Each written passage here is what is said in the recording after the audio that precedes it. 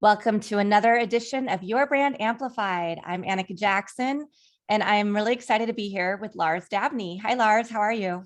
I'm good. How you doing, Annika? I am great. So before we get into your business, your background is so varied and interesting. I'd love for you to talk about, where you grew up, all of your languages, all of the different things that led you to where you are right now. Yeah. I know that's a lot, like that's like the condensed version. Yeah, for sure. So short version, I grew up kind of all over the place. My dad's work moved our family around about every 2 years. And I think that led to just trying a lot of different things. Every time we move somewhere new, I'd be like, oh, I'm going to join this new club or try this new activity or whatever it may be. I also went to a lot of schools that like to, talk about the Renaissance man. I went to an all boys school in a couple of occasions, and we're going to raise your boys to be a Renaissance man. And I think almost nobody takes that seriously, but I guess I did, because I was just like, very well, I shall do everything.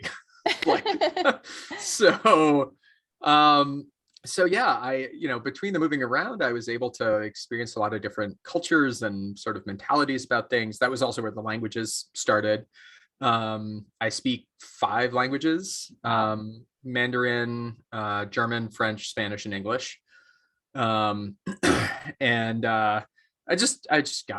really like learning them. They're fun. Nice. And it's definitely, it gets easier as you learn more of them, right? Each new language. Spanish was astonishingly quick.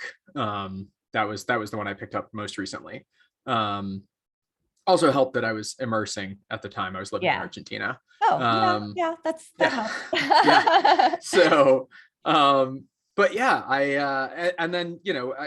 I kind of got to college. I had gotten really into politics, was like, cool, I want to do like international politics, as I think many freshmen undergrads often think. And bright-eyed, full of ideas, want to change the world. Cool. Yeah. And then you take a poli-sci course and you're like, wow, this is dry as toast.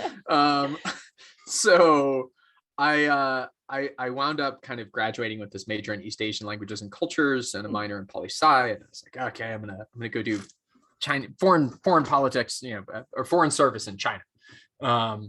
But then at the last second, I got really interested in human rights law. And I kind of always knew that I wanted to, fight dragons, to put it in terms based on the book I was obsessed with as a child, which was St. George and the Dragon by Margaret Hodges, illustrated by Trina Short-Hyman. And so I knew I wanted to fight the good fight. And so I wound up pursuing a lot of different pathways in the kind of public sector, either government or nonprofits. I worked as a journalist. I was a war correspondent for a while. Right after law school, I was a journalist in law school and afterwards, and then went to Afghanistan for a while. And then worked for the State Department. Anti-human trafficking kind of wound up being the pathway that I pursued after law school. Nice. And loved that work, but hit a point where I wanted to have this really high-level strategic influence on what was happening in my field. In large part because it's a very young field, and I actually think, candidly, there's a lot of misguided notions about what's effective, and about how to actually impact that sector. That phenomenon. A lot of people are really obsessed with prosecuting, and it doesn't work. It's statistically, if you actually do an analysis of the numbers, it makes no difference. And conversely, economic interventions can be very effective. Right. So education, this is one of my core issue areas. But I attack it from how can I help people get more education, right? Because more education equals better health outcomes, equals less likely to be trafficked. There's so many implications. So many implications, right? So those kinds of systemic interventions was what I wanted to see more focus on. But as an attorney, as a field investigator, I was kind of a cog in the machine. And so I was like, all right, I want to be able to influence things at a higher level. Let me do a quick head check on who's in charge here. And of course, all the people in charge, none of them were from the field. None of them were from the sector. they most of them didn't even really have a background in Wow. human rights of any kind. They were there because they had money and power. And so, they had been tapped because they could bring in the funders, or because they had a friend who was, the president, or whatever it may be. And I was like, okay, so I guess I need money and power if I want to be able to have that kind of impact. I have no savings because I have a career in the public sector behind me. So what can I do? And I had been building websites back in college as a way to make beer money, and it kind of stuck with it, did projects here and there over the years, kept getting more and more into it. So I was like, you know what, I'm gonna start an agency, because the startup cost for that is, do you have a laptop? Yep. And then I'm going to build that up and build an agency that kind of represents a lot of the ideals that I want to see in the world, right? Yeah. That we work with people whose causes we care about, who we really actually genuinely support, and we don't work with people who we don't. And that, like, the way we work is really sort of embracing of the team, and that we bring a lot of the kind of principles that I grew up in Australia, right? So the minimum legal required holidays there is 20 days of paid vacation per year. So I was like, cool. As a matter of fact, we have an open vacation policy, but I encourage my team, if anybody's going to have less than 20 in a given year, I'm like, hey, why don't you put some stuff on the calendar? Full healthcare, all this kind of stuff that's like considered a perk in the US. So sorry. No, interestingly, so the company that I merged with recently is based in Australia, right? Yes. So we have unlimited PTO, we have mental health days once a month. They're doing a lot. Like, one of our New Zealand agencies has some really amazing thought leaders. So now we're doing a lot of seminars that are mandatory to improve ourselves, not even talking about work, right? And they're really incorporating a lot of that. Insurance 100% paid for, all of those things that just seem like they should be basic human rights, and not based on the economics. Because I know that, okay, if I want to take this time off, I want to make sure I'm doing an amazing job and doing everything I can so that I can just go and take time off and not be stressed, right? And I think it actually really helps people. Not to digress, like no, I think that's exactly it, right? I think it has huge benefits. And yeah, just trying to apply a lot of those, the thoughts that I've had over the years working at places I did like and places I didn't like, with bosses I liked or didn't like, and just trying to, like, say, like, all right, can I do a better job, right? Can I build a better mousetrap here? And that's been a really fun project. And I think one thing that I have gotten a lot of personal happiness out of is how much my team likes working at my company. Everybody is just really happy to be there, and says so, repeatedly. Like, I have one-on-ones with everybody on my team each month, and they're always just like, so, stoked to be able to find a place like that. So that's been really good. So you went through this whole career. I mean, you got a law degree, you were a war journalist, you worked in the public sector, and then you realized that you could create change through websites. So what does that look like? Yeah. So I think, as a kind of mid-generation millennial, the realization that, like, technology has all this capacity, right? That's not news at this point, right? Pretty much everybody's figured that out now. But awareness of how to really tap into that, I think, is still pretty limited. And particularly in the nonprofit sector, where budgets are always tight and people are always, have too many jobs to do, too many hats to wear. Often the technological side of things, the digital side of things, gets relegated to somebody who's already got a full-time job doing other stuff. Right. But, they get told, hey, somebody's got to do the website, so you're in charge now. And I had seen that at different organizations I worked at, and I was like, I feel like I could really, by being focused on this, I can actually really weaponize the internet for these causes that I care about. And so we do work in the anti-trafficking sector, since that's my background and I have a network there. But we do a lot across a bunch of different nonprofit sectors. And that's not all of our clients. Like that's 50-60% of our client base is Okay. nonprofits.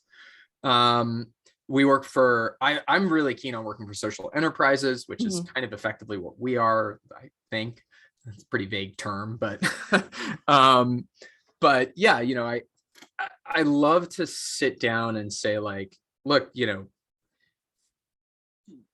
you and many people look at a website and you're like, oh, well, I gotta have a website because you gotta have one, right? You know, it's like business cards.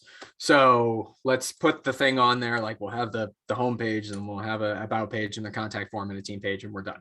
And I love sitting down and being like, look, actually, you're spending all this money and this can do things for your mission, right? You know, if you are a group that's focused on building up a grassroots community, right, that's really engaged not just with your organization but with each other, because that's where you get traction from. Yeah, we can accelerate that in a very serious way by building this website intelligently, and that's true for nonprofits as it is for for-profits. I was just talking with a company that has a food product that works with is very focused on the extreme sports sector, right? And so they have a whole community of like extreme sports athletes, and they're like, we really want to make more use of these guys and get them more engaged. And I'm like, cool, I have this great toolkit for that because I've been doing it with all these nonprofits. And thinking about, you know, building stories, I think, right, is like, that's kind of the essence of it, is this story that gets stuck in people's head of, oh yeah, I remember the time I went there and I met this person, or like I went to the website and I learned about this thing and I got really jazzed and I emailed this person and they got back to me, and then I went and I volunteered at this event and I met this person and now we're getting married and having kids. You know, it's like, that's an extreme version perhaps, but I think building those experiences and thinking about the website as part of the larger mission and world, right?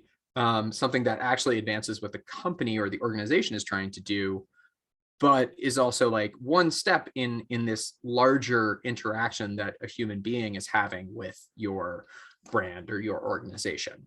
Well, and I think what you're saying right there is very important, because anybody can go to an easy website builder website or like hire somebody inexpensive, which I'm not knocking that, right? But and get a very templated standard website that, it, like you said, it just has your basic information. It's not really telling your story. And websites like social media, like PR, like your advertising campaigns, everything has to be so integrated and tell a part of that story and that narrative that you really want to show who you are. Because especially, I think this is something where you and I have obviously always kind of lived in this space of really wanting to be authentic and raw and real and transparent. And I think that brands, whether they're nonprofit, for-profit, social enterprise, are finally kind of realizing, oh yeah, we don't just want to spout out our message and think people are just going to come and respond to it. We need to show up in a way that is really integrated and that really shows people that we believe in what we're saying. Yes, that's exactly right. I think that authenticity is the single most valuable piece that you can have in what you're kind of putting out there to the world. You know, we all get bombarded by advertising constantly. Yeah, we know what it sounds like when it's fake. You know, when Pepsi is, what was it? They did that video with people singing in the middle of the pandemic, and everybody was like, "No, guys, no." Yeah, and I think they had some influencer or reality star in it and all of those things, and it just, it was completely. Oh, it was for Black Lives Matter, right? Or one of them had one of those, and it was. It just. Oh, that's right. It was the George Floyd protest, right? And they were like, and it was like, who was it? Like Kendall Jenner, like went up to a cop and gave him a Pepsi, and everybody was like, "Not the point, guys." Yeah, completely missing the boat. The storytelling. Yeah, and so I think that authenticity is like huge, and you know, I think your company, your work, and mine share this aspect that like we can't be authentic if we're working for a client that we don't actually believe in, you know. And so we're picky about who we work with because we want to be authentic, because that's that at the end of the day, that makes me feel like I'm living a worthwhile life. And so do you turn down clients? Like if somebody comes to you and you realize that, oh wow, this is really not a fit? Yes. how do you, yeah, that's just a yes. Yeah. Yeah, we do. I haven't turned down a ton. I think like, honestly, I think this is because we were originally based in DC. The most common issue, and this is going to sound funny coming from a war correspondent, but like, we don't do anything with the military. And let me be clear, I support the military. I have nothing wrong with people being in the military. And my dad's family's from Annapolis, like we've hosted mids, the whole thing, right? We're actually kind of a military family. Yeah. But broadly speaking, I am loosely a pacifist. I went to war as a journalist to inform people about the cost of war. Right. I don't want my work to help people kill people. Yeah. And even if it's good guys killing bad guys, I don't think that's a path that leads to the outcome that we all want, which is world peace, right? As every Miss Universe since ever has said. Right. Yeah, I think that's one of the things is because I had my own company and then now I've merged with another company. And I know that the ideals of some of the new clients might not be the same as mine. So reconciling that. But I think what I can do is continue bringing in the kind of clients that I do want to work with, right? And shifting things that way and showing these clients might be nonprofits or social enterprise or doing good in the world, but they still have budgets for marketing and PR. They still have money to spend. And so why not spend it with us where we can, hopefully make an even bigger impact using kind of like a little bit bigger agency scale. So yeah. I think that's exactly right. It's like the tilting of the scales is it's always contextual, right? But like bending rather than tilting the scales, maybe bending the arc of history towards justice, right? That is very much taking the resources of a large organization like Bastion and applying it to the kinds of causes that you care about is awesome, right? And that makes a huge difference too. So so I think picking those clients and working on those stories then that like you care about is good for the clients, good for the work, but personally it's good, right? That's the main reason. It's like at the end of the day, I want to go to bed feeling like I'm happy about the stuff that I've been working on. Absolutely. So how long has Lightning Fruit been around? 6.5 years. 6.5 years. Awesome. Yeah. And survived through the pandemic, all of that. Yes. Yeah. Did survive through the pandemic. Unfortunately, I know a lot of digital agencies actually did quite well in the pandemic, but because so much of our client base were nonprofits, and the first line item to get cut when the economy goes south is donations, our client base took a pretty heavy hit. But we did a lot of pro bono work during that time and helped get people kind of back on their feet. And it's everything's back in action now. So but yeah, it's been 6.5 years. The first 4 months of that, I still had a full-time job. I was doing evenings and weekends. Yeah. But yeah, then got a big contract and was like, cool, this is enough for me to huck myself into the void and see how it goes. Awesome. I love it. What else inspires and motivates you? I know obviously your work is very inspiring and motivating. And I love that you and your team get to get up every day and be so excited about what you're doing. Yeah. Honestly, like I love the creative aspect of things. Like I love just like thinking about how to either visually or narratively create something that's like art, right? Effectively. And some of the websites that we work on, I'm just so stoked about how they visually look and how the animations work and all this kind of stuff. And I love the feeling that gives the viewer when they visit it, right? Like that kind of like the way it pulls them into the story that's being told. And I really like people. I like talking to people. I like working with people. I like, I'm a people person. So just, having conversations with, like this one or with clients or whatever, collaborating on things, that's just fuel for the fire for me. Nice. Well, and I love that we met, I think on LinkedIn, but Yeah, but it's wonderful when you meet people on LinkedIn, and you see that they have the same values, and you can make that connection, even though we live in totally different states. We've never met in person, and that really inspires me. Meeting people like you who are doing amazing things and are able to do what I think is everybody. Well, I don't know if it's everybody's ideal, but it's certainly mine. Is being able to like feel really good about getting up every morning for everything that you're doing in your life, right? So, Yes. websites, is there anything next? Going to continue developing what you're doing? Are you going to become a B Corp? Like, Yeah, actually, B Corp has been on the list for a while. I mean, the process is involved. I just haven't had the bandwidth to really kind of give it the attention it needs to figure that out. But definitely am aiming to do that eventually. I think, one of the things that's kind of coming down the pipe for us, probably not too far off, is I want to actually experiment a little bit with the corporate structure. I as you may have picked up, I'm kind of a lefty, and am a little skeptical, or not skeptical, but I think like the next major step that we as a species need to take is kind of reinventing or evolving capitalism, because like the way it's structured right now is not working. Well, right? it's corporatism. Yeah. For a large, Exactly. And Jeff Bezos becoming emperor of the moon is not something that I see as like positive for humanity. Yeah. So I'm really intrigued by, looking at things like collective kind of structures, cooperative type things. So that's something that, as I get the team a little bigger and as I get Lightning Fruit into more of a position where it can kind of run itself, that I really want to do with it. That I kind of want to, turn it into some sort of hippie commune. Yeah, I think that's, I mean, again, I'm like generalizing, I'm like, everybody wants to do that. I'm like, no, not everybody wants to do that, but definitely my friends and I always talked about like, let's get some land and we'll have like some common, ADUs where we have the common kitchen and living spaces, but then we'll have our own tiny homes that we can go off to, except without becoming a cult.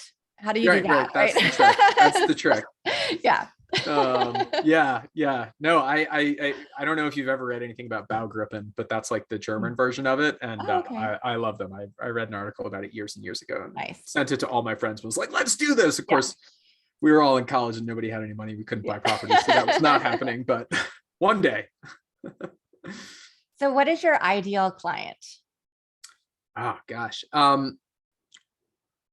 think my ideal client right now, which is very much like a moment to moment thing, because it's kind of based on like what I'm really interested in, because I do a lot of very sort of selective client outreach, and my ideal client would probably be a social enterprise, right? I'd like to work with a business that is using its business model to shift the way the world works in a good way, and one who both has an actual substantial component of it that's digital, right, of their business model, and he recognizes how important that is, right, and the potential that it has, that like, hey, this is something that we really want to spend time on, that we want to think about, and that like once we build our digital framework, not just website, but your email campaign, your CRM, all this kind of stuff, it's an ongoing, then continuous sharpening effort after that, right? We don't, it's not set and forget. We want to keep leaning in and like making it better and pushing the numbers in the right direction. Yeah. Nice. And, in particular, I think lately I've been very focused on environmental causes. So I would love to work with a social enterprise that had built a business model around doing something to help save the planet from impending doom. So yeah, that's probably my ideal client right now. Okay. And when somebody comes into you, they get a website. You also do like digital marketing, ad buys, SEO, all like the entire comprehensive digital universe, or? So the one piece we don't do yet is digital ad buys. Okay. So we can actually build the ads or design them if people need us to. And we will analyze the data from those campaigns to assess what changes we should be making on the website or in other pieces of the ecosystem to try and optimize the impact of those campaigns. but we don't do the actual buys yet because we just don't have a person on our team who has the right expertise yet. Yeah. That is a hire I'm looking to make in the next year, so we will be adding that. But yeah, I mean, beyond that, we do development, we do design, we do, what I kind of broadly refer to as digital strategy, which is that looking at all these pieces of the digital ecosystem and doing this kind of analysis of the data and saying like, all right, we've got some bottlenecks here. We've got like a fall off at this point. Like, Yep. let's fix these so we can Awesome. see that big number go up in the right direction we want it to. Yeah, I don't think the normal person who's trying to get a website and is like looking at things understands all of the analytics and data mining and things that you have to do behind the scenes to make sure that, I think like somebody I know was working on a website for a nonprofit in San Diego, and they're realizing people were clicking through like on all these random places that weren't going. So they're like, okay, we're just going to make all of these links, like every word clickable, so that it goes to where we want them to direct to donate or to, decide to give blood or whatever. But there's like those little nuances and tweaks that go into the design. And then also you look at brand strategy. Do they have a brand strategy? Do they not? Like how does that play into it? Right. So yeah. No, totally. And I think analytics, Google Analytics, or honestly, any of the different analytics tools out there, they don't make it easy. If you're not already pretty familiar with them, like when you first pull up a Google Analytics dashboard, you're just like, what am I supposed to do with this? It's and another what language. does any of this mean? It is very much another language. So, I think being able to help people kind of recognize like, for starters, like, I definitely do recommend people the Squarespace solution sometimes, right? When they come to me and they're like, hey, I'm starting up my, solopreneur business and I've got, my budget is X $100. And I'm like, don't hire a dev because you're going to be disappointed and frustrated because you don't have enough budget for them to do a proper job on this. But you can absolutely do this yourself on Squarespace. And I can give people like pointers on how to make that work well for them and how to get up and running with it. Yeah. And I've seen people produce, great sort of brass plaque type websites, brochure websites that just kind of, give them that digital presence. And then down the road, as they grow, have that conversation about like, hey, if you want to think about how to like really try and improve the number of people coming in from your ads who are actually then filling out your contact form, that's where we come in. That's what we can really help you with. Awesome. Well, is there anything that we haven't covered that you wanted to share with the audience today? If somebody's looking at, how to make sure that they have a website that presents who they are in the world and their brand. Yeah, I think honestly, like one of the things I would say in the context of the last like 2 to 5 years, is that like never underestimate the impact that your voice has, that your businesses or your brand's voice has.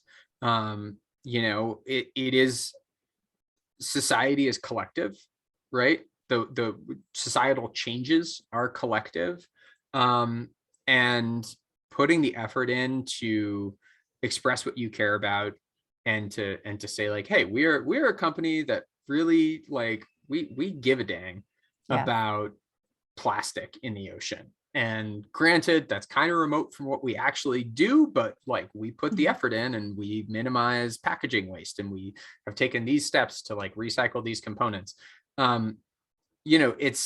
It might seem small compared to all the other things that you're trying to do with your website, but like that can shift the social dialogue, right? Other people see that and are like, oh, I didn't know that was possible. And maybe I should be doing that with my company, or asking the other company that I buy stuff from what they're doing about this. And it just, it has this knock-on effect.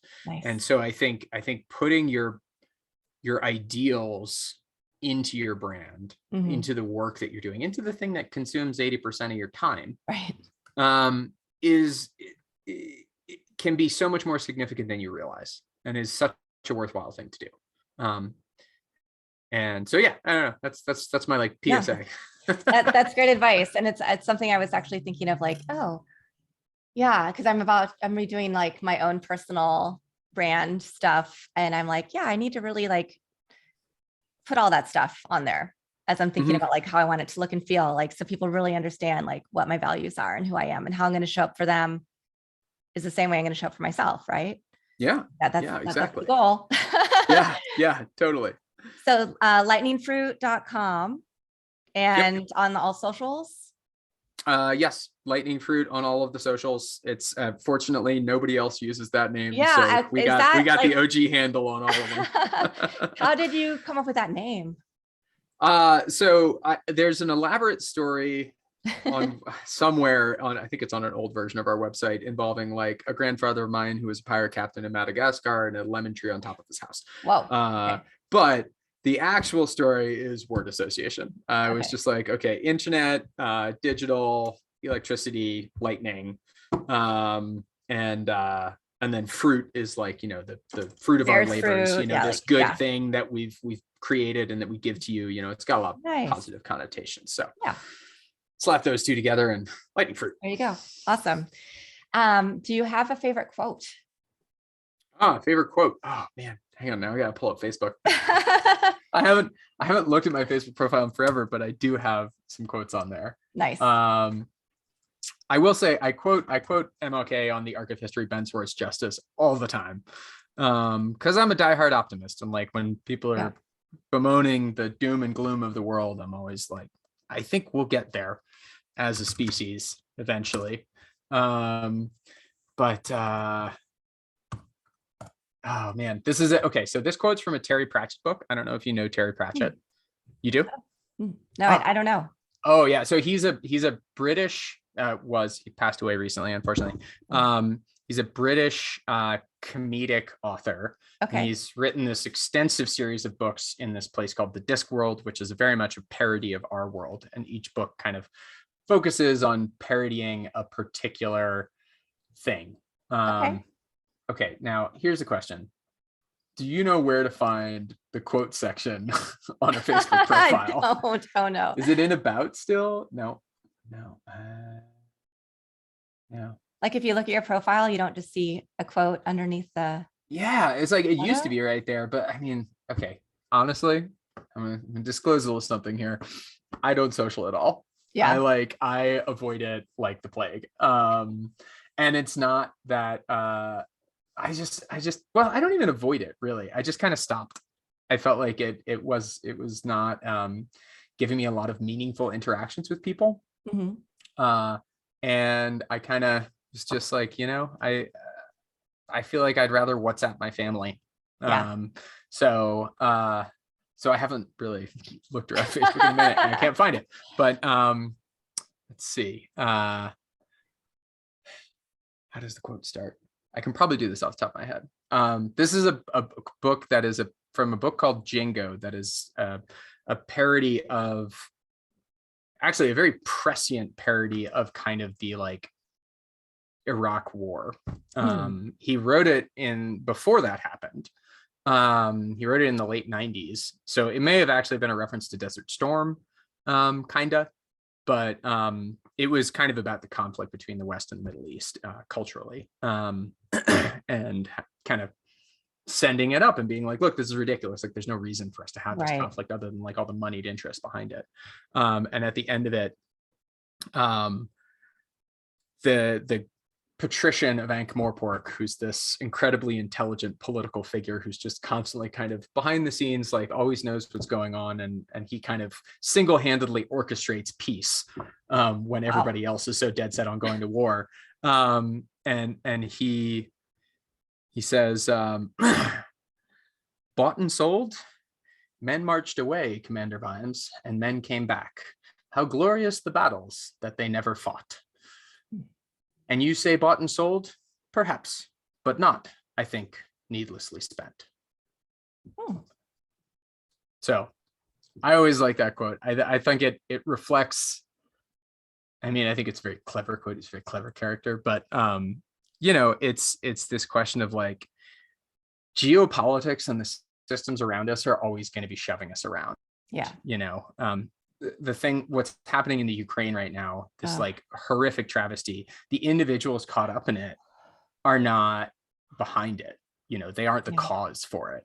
They are being bought and sold. But but there are, it is still possible to be a force for trying to make it such that like these events are not wasted, that like these lives aren't lost meaninglessly, that something is made of the tragedy. And that somehow we use that to like bend ourselves towards being better. So wow. Yeah, we could just keep talking probably for hours. But I'm gonna stop myself here. For sure. Yeah, no, but I think we definitely could. I think that but that brings up, it just goes back to the work that you're trying to do every day, and that you're really trying to help change people's hearts and minds by what they see when they go to one of your clients' websites, and how they see that they can show up in the world and how they can make an impact. And that's really beautiful. Absolutely. Yeah. So That's what Lars, I'm hoping for. Yeah. Thank you for taking well, I guess there's probably no snow. So I was going to say, thanks for not going snowboarding today and taking some time to be interviewed by me instead. Of course. My pleasure. Yes. Awesome. Well, and I would love to put that book in the show notes too, because now I'm like, oh, now I'm intrigued. I want to look at that author. Django by Terry Pratchett. It's great. Nice. It's really funny. It's awesome. Really clever, really funny. And when you realize it was written before 9/11, It is so prescient. It's kind of mind-boggling. Amazing. Well, thank you for an open, honest, fun, rambling conversation today on your brand Amplified. This was great. Love talking to you. And I know that our audience will get value out of this and really hopefully come away thinking about how to be authentic and show their values every day in their work. And with that, we'll be back again next week.